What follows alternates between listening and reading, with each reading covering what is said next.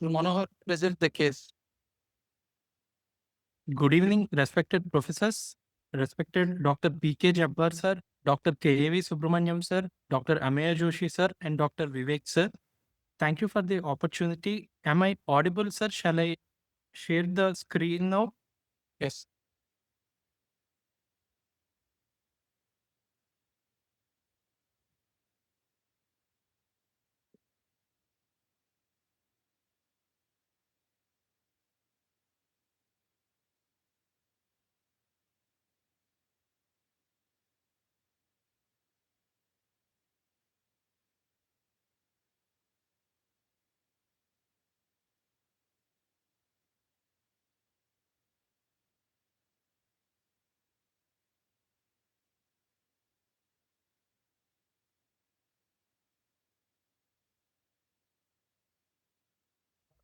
Sir, is it visible, sir? Slides are visible?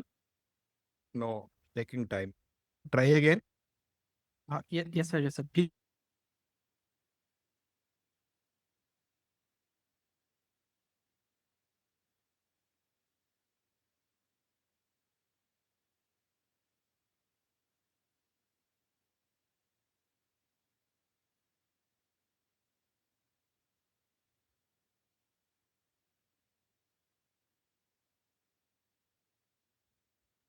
Manohar, Manohar, equality. stop sharing and try again. Again, stop sharing nokki, malla try check.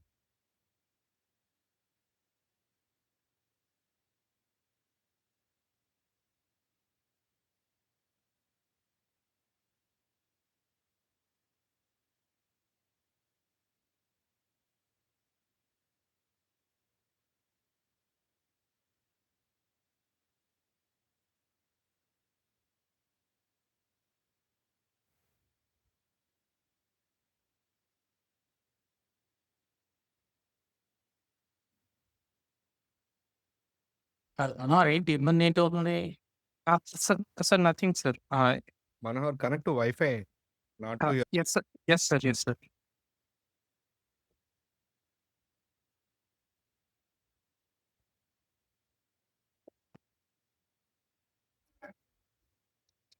I think I want Yeah. Sir, is it visible now, sir? Yeah. Go to full screen. Go to full screen. Yep. Perfect. Okay, sir. Thank you, sir. We had a 45-year-old female who is a housewife and resident of Vishakhapatnam who came with the chief complaints of joint pain from 5 years, protrusion of the jaw from 5 years, headache from 3 years, and irregular menstrual cycles from 4 months. Patient was apparently normal 5 years ago, developed insidious onset progressive joint pains from 5 years, predominantly involving the both knee joints, aggravating on activity and relieving with rest and medication. There is no history of any swelling or restriction of movement of the joints. It is also associated with hip and shoulder pains from last 3 years. There is history of protrusion of jaw from 5 years, which is insidious in onset, symmetrical, progressive, initially noticed by the relatives. It is associated with coarsening of facial features, associated with acne, predominantly on the face and back, associated with oily skin and excessive sweating. There is no history of pain or difficulty in chewing. There is no history of any unwanted hair or hair loss. There is history of headache from the last 3 years, which is insidious in onset, intermittent, holocranial, aggravating with activity and relieving medication. It is not associated with nausea, vomiting, or early morning worsening of the headache. It is not associated with blurring of vision or double vision or bumping into objects. There is history of menstrual irregularities from last 6 months. There is reduced in the form of reduced frequency of menses with menstrual cycles of only just for 3 days for every 45 to 50 days and needing to change 1 to 2 pads per day. It is not associated with any dysmenorrhea or abnormal uterine bleeding, not associated with hot flashes, not associated with milky nipple discharge. There is a deepening of voice from last 4 months, which is insidious onset and progressive, associated with snoring, disturbed sleep, excessive daytime sleepiness.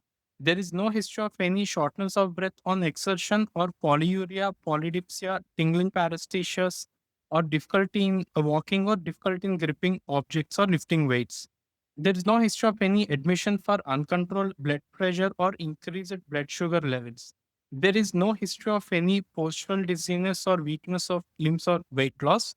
There is no history of any neck swelling or lethargy or constipation, cold intolerance, or weight gain.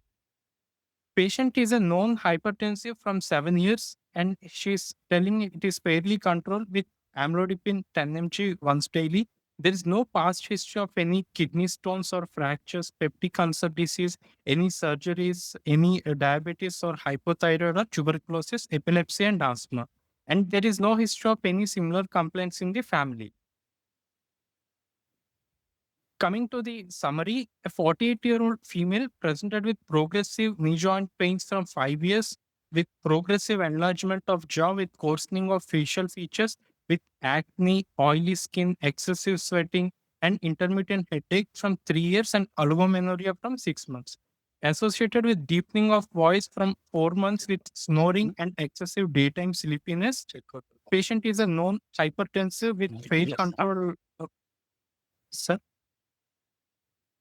Patient is a known hypertensive from 7 years with pair control with amlodipine 10 mg once daily. And there are no features suggestive of any raised ICT or compression. There are no features suggestive of hypothyroidism or adrenal insufficiency, and there is no significant past or family history. With this summary, my differential diagnosis, first one is most probably an acromegaly, which could be secondary to a pituitary macroadenoma, and acromegaly is active disease with hypogonadism and obstructive sleep apnea. Second differential diagnosis is hypothyroidism, even though it could be less likely with this presentation.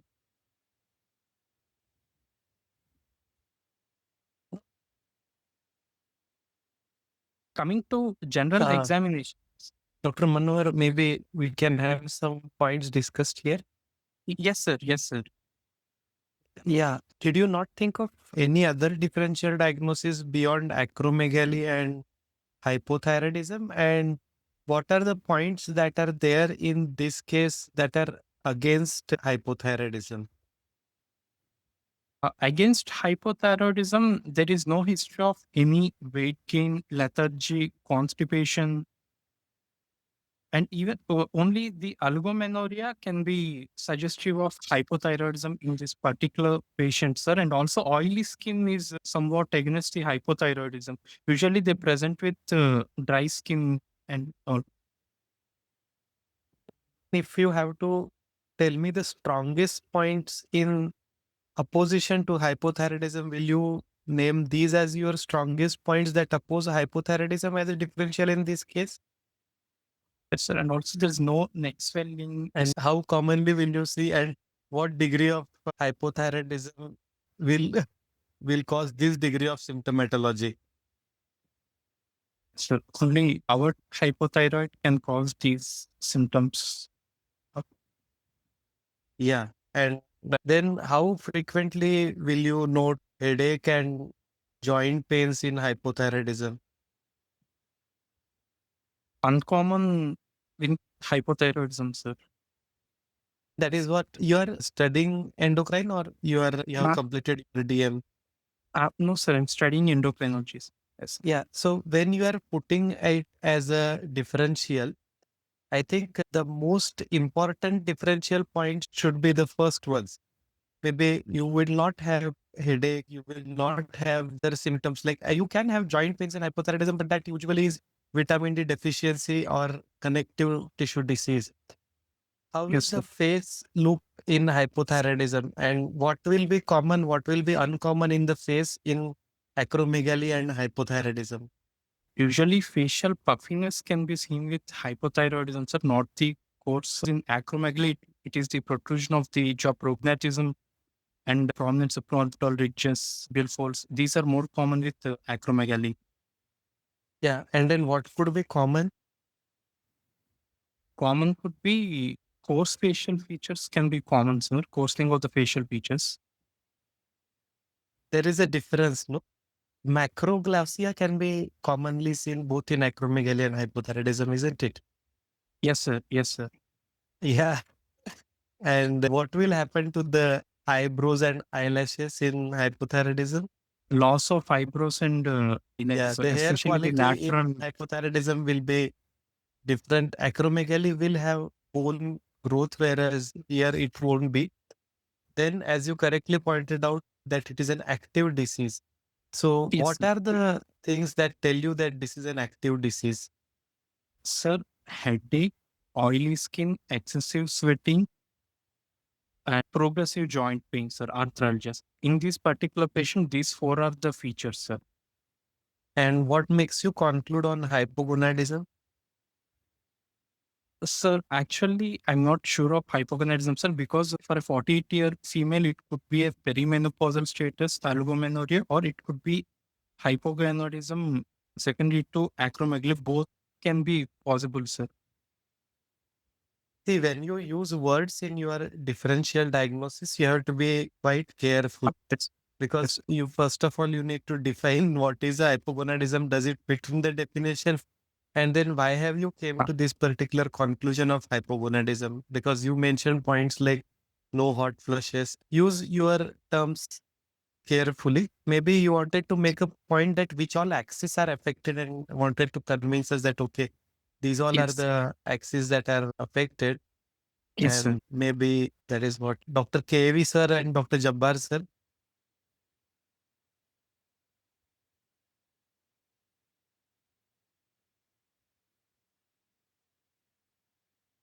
Sir, you continue, sir, please. Okay, okay. I am supposed to take all the ragging today. Okay, okay. Maybe you can proceed, Dr. Manohar. Yeah. Yes, yes, sir. How much time exactly we should be winding this up? It's 9:30 p.m. I Maybe think. we have enough time, sir. 9 o'clock. Chalo, take it. At least, yeah. Yeah. So that is the speed that I will keep in mind. Yeah. Yes. On general examination, patient is conscious, coherent, and cooperative. Her height is 162 centimeters and weight is 64 kgs and BMI is 24.3, overweight category.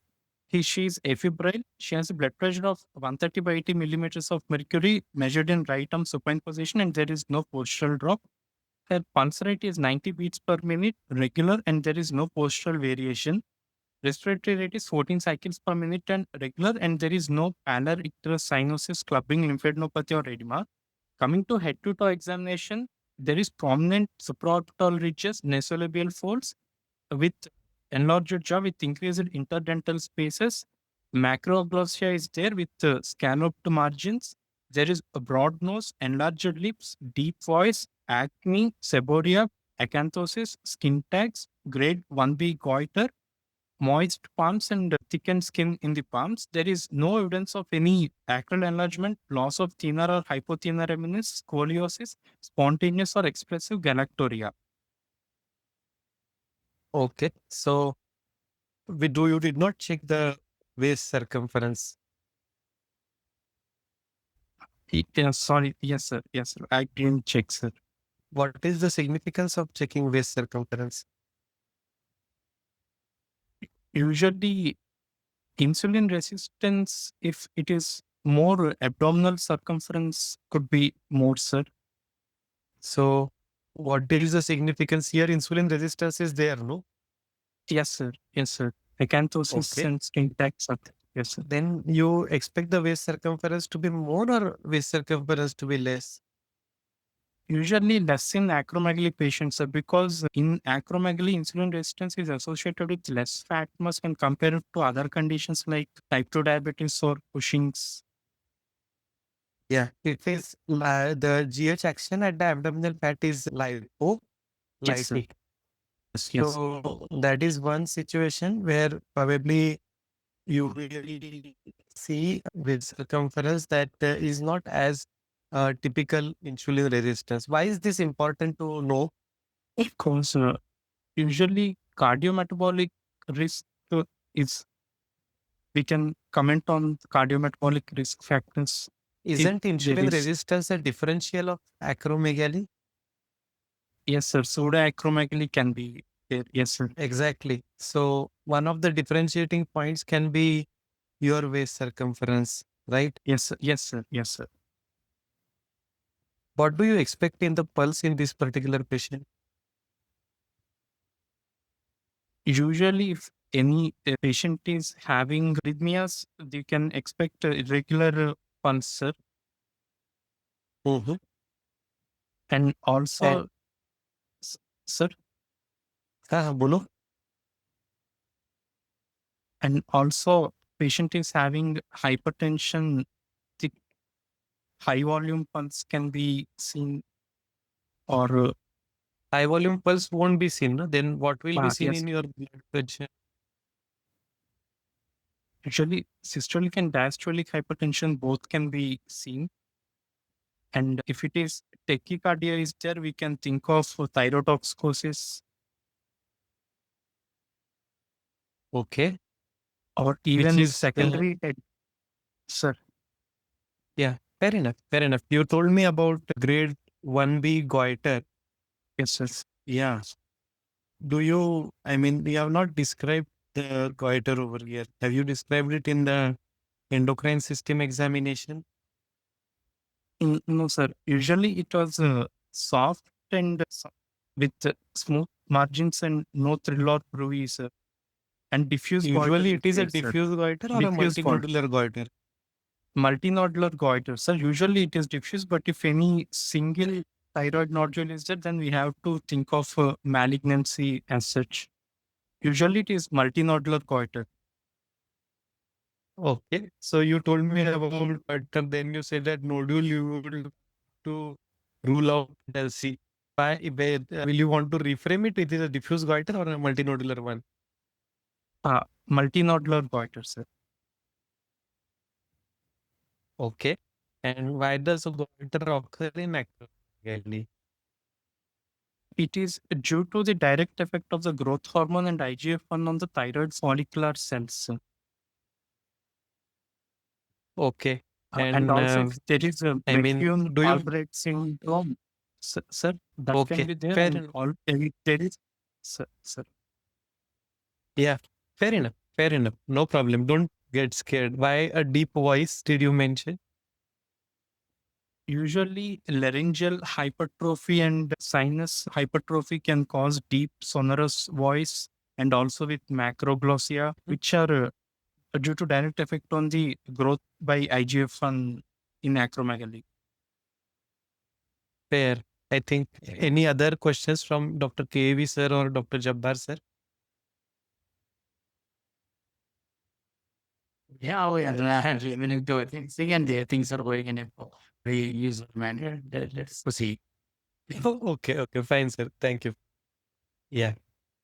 Yeah, Dr. Manohar, please go ahead.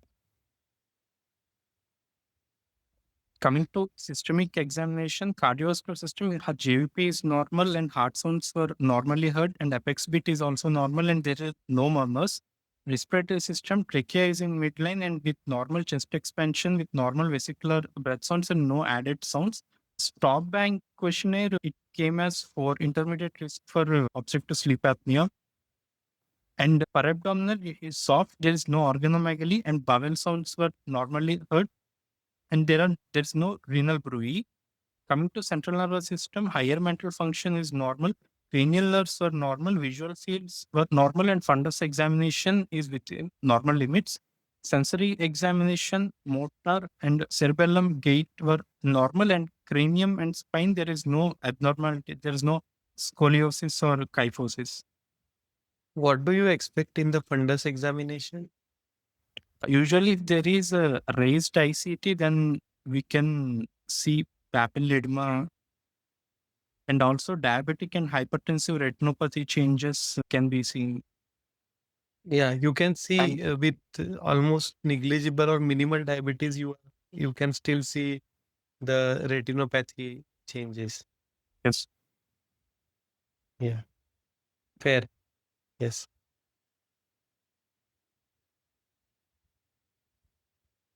Yeah, you can proceed. Come to diagnosis is a 45-year female with overweight with acromegaly, active disease, probably secondary to pituitary macroadenoma with oligomenorrhea, possibility of perimenopausal status or hypogonadism with obstructive sleep apnea, known hypertensive from 7 years, controlled with medication, and grade 1B goiter with no raised ICT, no compressive features, and no features suggestive of hypothyroidism or adrenal insufficiency. What was the BMI of the patient? 24 you said, no? 24, yes, sir, 24.1. Okay, Yes, that's a little Indian Ah. standards overweight. yes, yes, sir, yes. Will you call it as acromegaly or a GH state? GH excess state. Sir. Better terminology, no?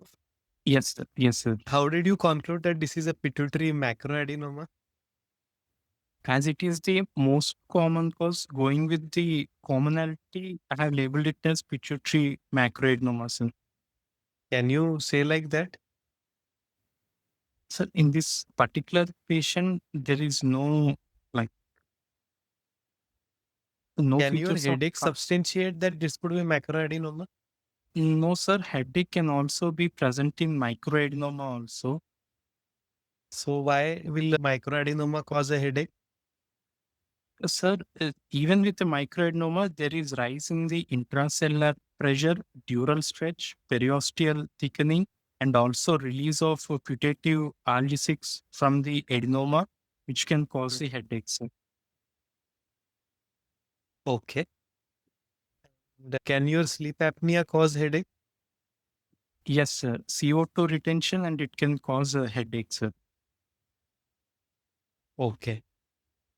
And yeah, no raised ICT, compressing features. No features suggestive of hypothyroidism and adrenal insufficiency. Okay. ठीक है. Any comments from Dr. Jabbar sir, Dr. Subramaniam sir?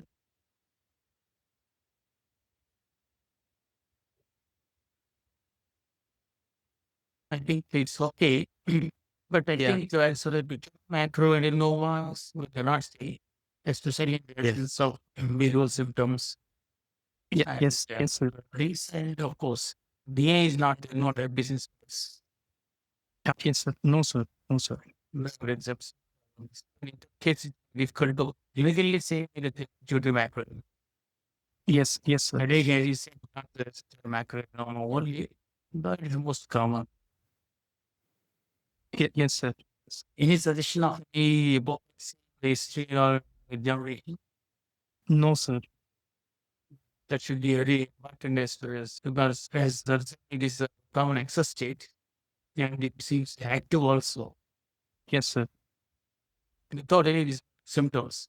But you said something regarding the eye? Something, No, sir. Fundus examination is normal, sir. is there any proptosis?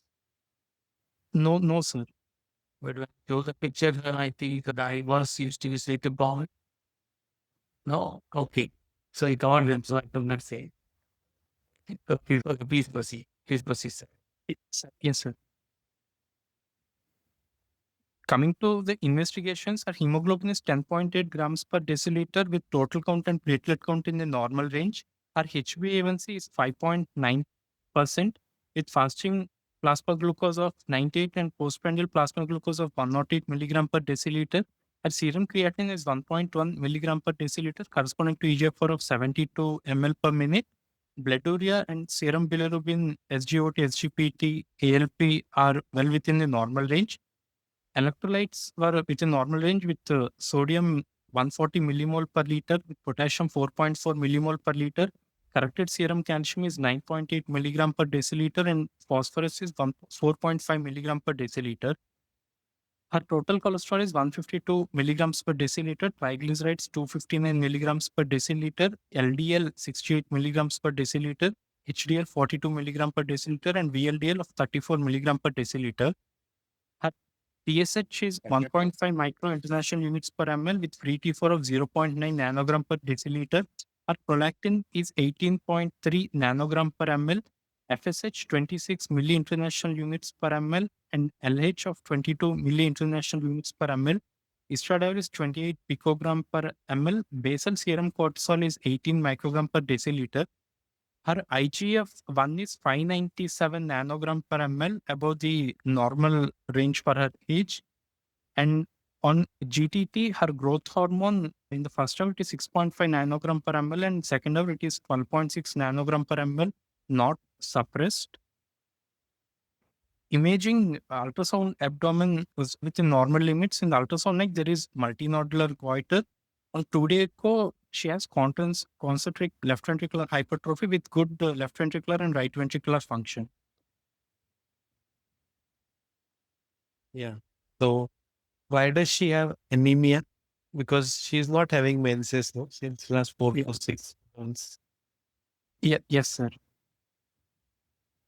Yeah. Usually in patients with acromegaly, anemia is uncommon, sir. Whenever there is anemia, we have to think of any colonic polyps with bleeding, or even peptic ulcer disease and iron deficiency anemia, and also other malignancies, malabsorption. All these things we have to consider, sir. Why is anemia uncommon in acromegaly? Usually, growth hormone has a permissive action on the erythropoiesis. So in growth hormone excess state, there is increased erythropoiesis. And in her case, we are getting low hemoglobin in. Yes, sir. Yes, sir. Yeah. So what will be the evaluation that you will do for her? Usually, I'll first start with hemogram with peripheral smear to look at the type of anemia, whether it is microcytic or monocytic, ಮಾಡ್ತಿದ್ದಾನೆ ಗಣೇಶ್ ಒಂದು clay ಕೊಟ್ರೆ ಆಗ್ತಿಲ್ಲೇನೆ whether it is microcytic or normocytic or macrocytic anemia. With that, I'll approach the concepts, sir. Yeah. More often than not, you will be thinking in terms of ruling out a malignancy, no? Yes, sir. Or a Malignancies. polyp or something. Yes. And also, I'd like to go for a colonoscopy and endoscopy in this particular patient. Any other relevant thing that you can think of other than colonic malignancy? Sir, peptic ulcer disease, Due to? especially in syndromic causes like multiple endocrine neoplasia. Yeah, exactly. When you see that the person is having hyperacidity and Yes. anemia, acromegaly, you will definitely want to rule out. Zollinger-Ellison syndrome, Yeah, multiple exactly. endocrine neoplasias. Yes. Then even in primary hyperparathyroidism associated with acromegaly, you can get excess acidity, correct? Yes, yes, sir. Hypercalcemia will cause. Yes, sir. Yeah. Then any comments about the IGF-1 level? It is 597 nanogram per ml, sir. Usually, if it is more than 1.3 times upper limit of normal, it is suggestive of growth hormone excess. And if it is more than 2 times the upper limit of normal at the diagnosis, it could be a predictor for mortality. Even yes, sir, it is predictor for mortality. Okay. So how much is the level higher in her case? It is almost 2.5 times the upper limit of normal, sir. This lab reference range. Okay. And then you didn't do a baseline GH, you did a 1 hour and 2 hour post glucose GH. Yes, sir. James, when does a random GH also carry a value in acromegaly? Usually, if it is more than 10 nanogram per ml, Is it 10 or you would want to? 40, more than 40 nanogram per ml, it has prognostic values.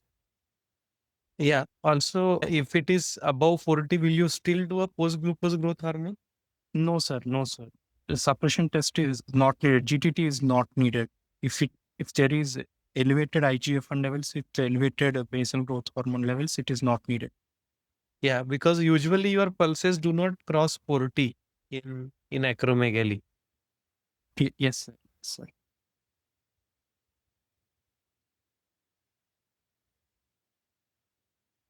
Okay. Another thing that it just lapsed my mind while putting it is Panhypopituitarism is also a cause of anemia in acromegaly. Yes, sir. Hypothyroid and cortisol deficiency both can cause anemia, sir. Yes. And what will it substantiate on a lighter note just to pull your leg? Again, panhypopituitarism is a predictor for mortality, and we need to replace the hormones. Won't You it have- substantiate that more often than not you are clenched your diagnosis of macroadenoma? Because yes, if the sir. person gets panhypopituitarism, Yes, sir. Yes, sir. that's usually due to macroadenoma, Yes, right? yes, sir. Yes, sir. Yeah. Fair enough. Any other comments from Dr. Jabbar sir, Dr. Subramanian sir? I think we can proceed. Yeah, Yeah, I think. we proceed. Next, we have proceeded with the imaging, sir. MRI cellular contrast with dynamic imaging. It has shown partial empty cellular and a cyst of around 2.2 millimeters in the pituitary gland, with mucosal thickening in the right sphenoid sinus and incidental Thornwald cyst. Save the sagittal T1 image, sir, which Yeah. showing a partial empty cellular, and even with Correct. contrast, there is partial empty cellular. The stalk is visible, and there is a small cyst in the pituitary, sir, in the posterior aspect. Okay, fair enough. Yeah. And these are also the coronal views, sir, which is showing no mass or focal pituitary lesion. Yeah. So where are we standing now? Now we have a biochemically active disease with negative cellular imaging, sir. So why can this happen? Sir, these are the possibilities, sir. It could be pituitary apoplexy where micro or macroadenoma undergo infarction or hemorrhage. And still there could be persistent growth hormone hypersecretion from the residual cells. But there could be history of sudden headache and associated other hormonal changes. Or it could be an ectopic pituitary adenoma, which are rare adenomas arising from embryonic pituitary remnants outside the cella, as in sphenoid sinus, nasopharynx, or the supracellular region.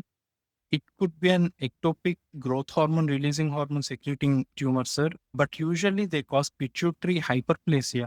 Presenting as partial empty cella is rare, so I put this as a differential down the order, and could be imaging limitations, especially in case of microadenomas. But again, going on with the incidence, and macroadenoma is common in acromegaly. Because these are See, it is the, not that macroadenomas are exactly common in acromegaly. There are reports of even microadenomas, and there Yes, are sir. even Thank published papers which have shown that conventional MRI imaging did not identify the yes, sir. adenoma. Yes, sir. So Yes, sir. what will you do in that case? So in situations like those, first thing is if we are still considering a microadenoma, we can go for volume interpolated 3D gradient echo. See, other But than this volume interpolated 3D gradient echo, something that you are routinely doing, what are you doing? How are you ordering a pituitary MRI as such? slice thickness, reducing the slice thickness, sir, usually from So 2 millimeters to 1.2 millimeters will help. something more that you can be doing, 3 Tesla MRI we can use, sir. dynamic contrast. Yes, sir. Yes, sir. This is a dynamic contrast imaging, sir. Yeah, that's what I mean. Dynamic contrast is there, but then the image that you have showed is not of a dynamic contrast sequence as such, no? And Yeah. for the reference, I put these 4 slides only, sir. Fair enough. I'm not disagreeing. I'm just telling you that what you put in is a good quality MRI. What you could have maybe told is that we have already done a dynamic contrast MRI. Yeah, Fair yes, enough. sir. That's Yes, sir. what I wanted to know. That you should be doing a dynamic contrast MRI, not Sequence, always yes, sir. considering this as a it can also be a microadenoma causing this. Okay. Acromegaly. Acromegaly, correct. Yes. Yeah. Fair. Usually in the evaluation of such cases, whenever there is an empty cell, we have to look for ectopic source. We have to measure the growth hormone releasing hormone and CT of the chest, abdomen, and pelvis, and gallium dotatate PET CT also is useful, sir, to identify the source. In this, and apart from this, we can use this white sequence, which gives higher resolution, as you can see here in the images. And it is mainly useful in the Cushing's disease to diagnose the microadenomas, but not much studied in acromegaly and microadenomas. And somatostatin receptor PET imaging is also highly sensitive for tumors expressing the somatostatin receptor.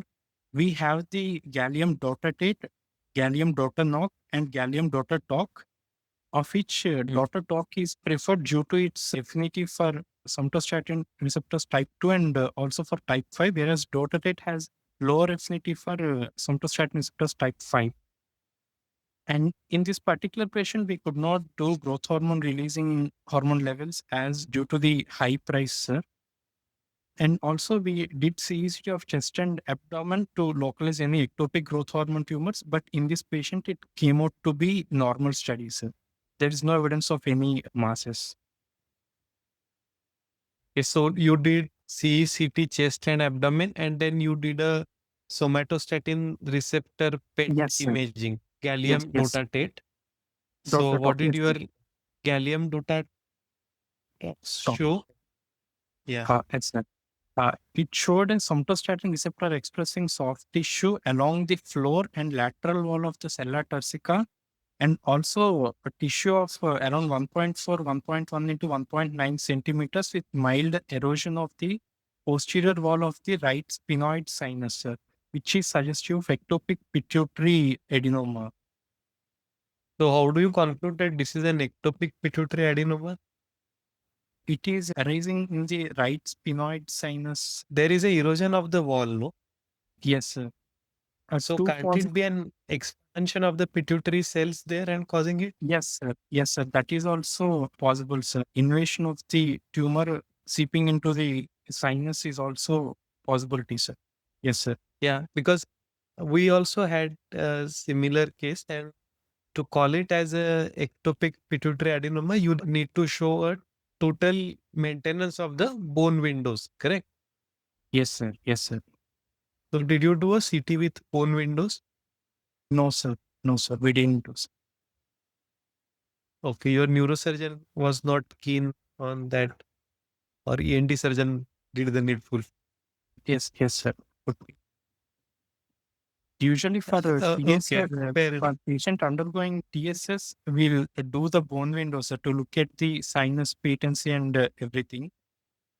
Here the tumor yes. is in the sinus. Yes, sir. So at least Yes. for an academic interest, you could have done, because that makes your case stronger. No, anywhere you have to yes, put sir. this up for presentation, you can always Yes, show yes. that okay, we have done bone windows. Just for your knowledge, but one center in our vicinity uses a Nota octreotide, Yes, sir. F18 Nota. That is one alternative. Though Yes. you are correct in saying that probably gallium dotatate is the better yet. Anyways, good. Yeah. Next. In the management of this patient, actually, we have took a neurosurgery consult and an ENT surgeon consult, and they decided to do it together. But the patient, due to her personal restraint, didn't went for surgery and said she'll go for another after 3 months. Another, After 3 months, she said she'll undergo the surgery, sir. fair enough. Yes, sir. Further management was not done in this patient. Coming to a discussion point, sir, despite the classical biochemical and clinical features of acromegaly, MRI showed partial empty cell with no definite pituitary lesion. However, the gallium dotatate PET CT revealed somatostatin receptor expressing lesion in the right sphenoid sinus, could be suggestive of ectopic adenoma or invasive misplaced adenoma. And also, it could represent an invasive adenoma with extracellular extension not visible on conventional MRI, as you have rightly mentioned, sir. Yeah. In management strategies, transnasal endoscopic resection of the tissue in the sphenoid sinus and exploration, scraping of the sella is required in this patient with joint management of ENT surgeon and a neurosurgeon. And medical management can also be used in this patient with long-acting somatostatin analogs like octreotide, LAR or lanreotide, pegisomant or paltusotine. Even though it is not available, paltusotine. Radiotherapy must be considered cautiously in this patient due to the atypical tumor location and proximity to the critical structures. Radiotherapy, why it should be used cautiously? And which So, critical structures are in the proximity to this tumor? sir, as this tissue is extending from the sinus to the sella, more field of radiation might be required, sir. Not really. No? You see much larger tumors which have already covered a lot of area in Yes, sir. acromegalies, right? Yes, sir. Yes, sir. Yeah. Radiotherapy is not going to be your first line of management. Yes, sir. Now, probably what Manohar wants to tell is because behind is the brain stem. Yeah. So probably that may be affected if most of the radiotherapy are employed. Okay. That's what he probably Yeah. is. And will you consider medical management in her Yes, sir. since Yes, the sir. patient does not want a surgery for? Yes, sir. What will We- be the the- pros and cons of medical management? Sir, pros, definitely it will reduce the biochemical, it will improve the biochemical picture, and also patient is having obstructive sleep apnea. Preoperative management with SRLs is best, and also the cons is mainly the pricing, sir. It is usually very costly.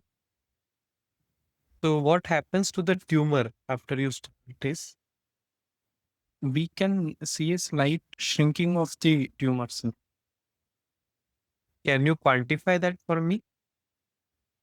Around almost 50% shrinkage can be observed with medical therapy alone, sir. Is it, or will you like to change the number? Anyways, all said and done, say at least 2/3 chances that there will be some degree of shrinkage. Yes, sir. Yes, sir. But then any other So- issues like that you anticipate? As in side effects, sir. Not exactly side effects. See, what happens say when you give this is that the tumor becomes more harder and the surgeons find it little difficult to handle. So it is always better to operate. Yes, sir. Earlier, there was yes, a sir. school of thought that, okay, you shrink the tumor and then operate. But Yes, sir. Yes, operating sir. a tumor after the shrinkage caused a lot of fibrosis. Yes, sir. Yes, sir. And so the surgery may become a little difficult, not exactly, yeah, but there is what. Yes, sir. Yeah. And when will you put radiotherapy in this particular patient? After surgery, if there is still residual disease and not biochemical control, not treated with medical management, then I like to go for radiotherapies. So if there is a resection that is done and still there is a residual disease. Residual disease. Yes, sir. Okay. So will you consider radiotherapy first or will you consider medical management first? Medical management, sir. Why? With radiotherapy, usually it will take time, and also there is chances of other hormone like hypopituitarism can be seen. Whereas with medical management, almost 60% reduction in 60% of the cases, reduction in IGF-1 will be seen. Whereas with radiotherapy, Can you achieve a cure with medical management or you can achieve a cure with radiotherapy? with radiotherapy, I think, sir, I'm not sure, sir. See, radiotherapy will cure your disease. No, even if it will Yes, cure sir. after how many days roughly? 10 years, Yeah. at the 10 years disease. Yeah. But then medical management will not cure your disease, right? Yes, sir. Yes, sir. Yes. But then if you give radiotherapy after medical management, the response rates are Higher, sir. higher or poorer? Sir, I'm not sure. Sir. Radiotherapy essentially acts on cells which are multiplying, right? Yes, sir. Yes, sir. With the Uh, medical management, you are stopping the multiplicity of the cells. Yes, sir. So So you are in response a will way be poor. desensitizing them to radiotherapy, correct? Yes, sir. Yes, sir. Correct way is that in a practically in our country where lifetime medical management is going to be difficult, Sir. it is always better to radiate and then put them on medical management so that the disease free interval is better. The Yes, load sir. at least starts reducing, and then your medical management, you can at least even your dose needed of octreotide can become lesser over a period of time, and you can look at a curative intent. Yes, sir. Yes, sir. Yeah. So, and which radiotherapy will you prefer? External beam radiotherapy, sir. IMRT. 3D conformal Yes, radiotherapy, sir. no? Yes, 3D sir. CRT, Yes, sir. not 3D gamma scan. knife or cyber knife. Yes, sir. Yes, sir. Yes, sir. Which will you prefer? MRT only will prefer, sir. MRT is a gamma knife. Conventional Yes, sir. radiotherapy. 3D CRT you are saying about. Yes, sir. Why not a gamma knife or a cyber knife single? Usually proximity to optic asthma, usually if it is there less than 5 millimeters, then it can cause damage to optic asthma. Yeah. And in his case, and in this case, the optic chiasma is nowhere near to the tumor. Yes, sir. Yes, sir. And usually if size is less than 3 centimeters, we can use that, sir. The easy is with 3D CRT, but you can selectively consider even gamma knife. Yes, yes, sir. Okay. Any complications of medical management of acromegaly? Yes, sir. Side effects mainly include the gastrointestinal side effects, and also gallbladder sludge can be seen. In some cases, bradycardia, hypothyroidism can also be seen, sir. And also there Which is is an important complication of medical management. hyperglycemia is also. Exactly. Yes, Dysglycemias are common. yes, sir. Yeah.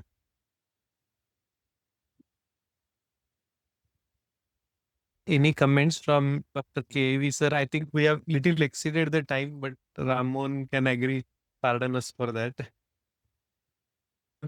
Like the very interesting discussion you are doing, and we really enjoy it.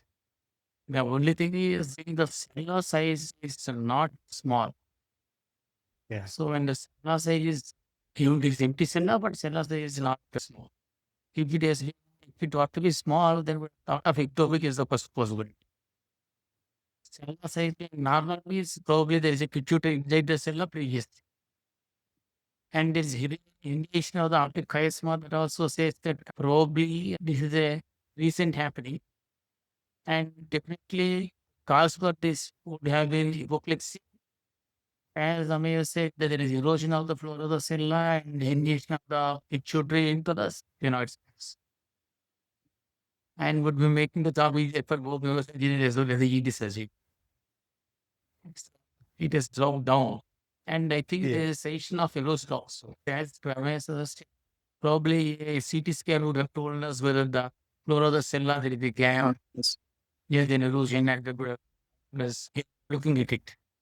And if the cellular size were to be small, then I would have thought of congenital anticellular with the ectopic pituitary.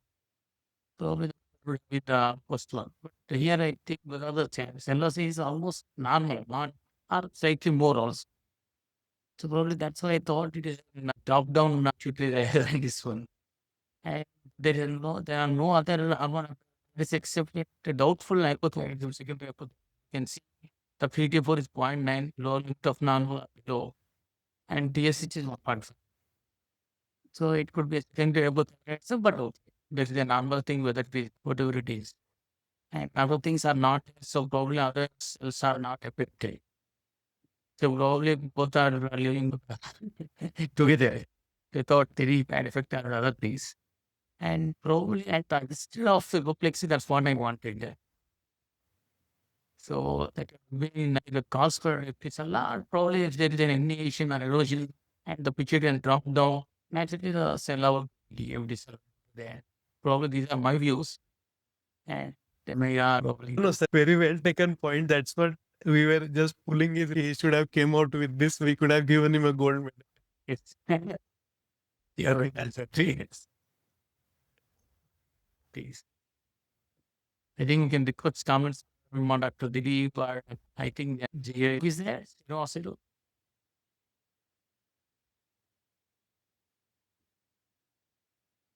anybody want to make a comment? Hamsi? I've seen Madhu also. Jilip, any comment? I think it is always a very difficult one, sir. Whenever you don't find a tumor with a actively functioning pituitary problem, trying to locate it is going to be a problem. And the medical therapy is definitely a good option. They are very well available and good source of reducing the growth hormone levels and the disease burden. Interesting case, especially given all the clinical problems that the lady has. Any more comments? You can get reasonably good medical control with the agents which are currently available. Only the cost is a problem. Yes. Yes, sir. Second year question from Mangalore. Sir. It's a small doubt because I probably don't remember. Dota is done. No, sir. Because already we know the SSTR expression. Can we choose the medical therapy based on the scan? Up to date or Always that choice. question I can get because here that scan is done. Otherwise, we may not know because based on the scan can we decide based before preoperatively because we'll be knowing only based on histopathology what SSTR expression we have to keep the treatment. But here already scan is done. Based on that, can we choose the treatment? Definitely that will help. Definitely that will help in choosing the treatment, medical treatment, the up-to-date.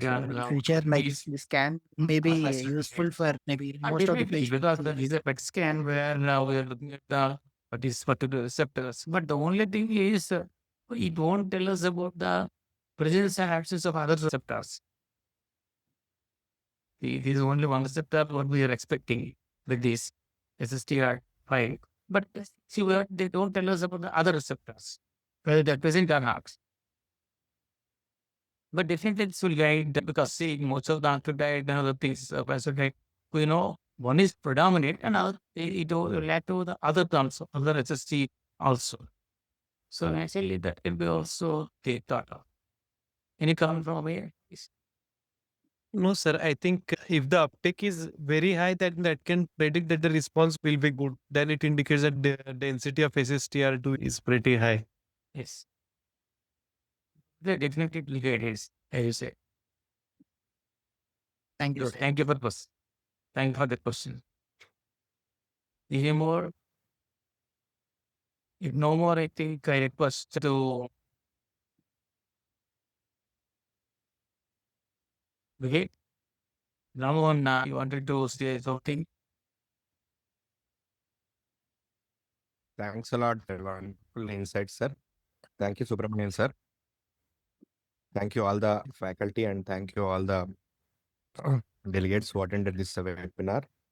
Thank you, Manohar, for a wonderful case presentation. Thank you. And thank you from my side also to Team ESAP for giving me this wonderful opportunity. My best wishes to all the residents who have joined. God bless all of you. But it is a wonderful discussion we have here. Actually, this is one. Thank you. Thank you, sir. And good Whatever night. little I could add. My No, pleasure. Good night. Good night. Good night, sir. Namaste. Thank you.